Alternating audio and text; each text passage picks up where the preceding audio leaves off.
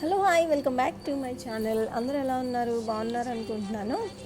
నేను ఏదైతే gardening videos పెడతానని చెప్పానో దాంట్లో భాగంగానే మొన్నటి వరకు రిపోర్టింగ్ చేసాం. తెచ్చిన మొక్కలన్నీ వేరే తొట్టులోకి, అంటే పాత మొక్కలన్నీ తీసేసి సాయిల్ అదంతా చేంజ్ చేసామన్నమాట. అంటే మేము ఎప్పుడు కోకోపీట్ ఇంకా వేరేవి యూజ్ చేయలేదని చెప్పాను కదా, ఓన్లీ మట్టిలోనే మేము పెంచుతాము.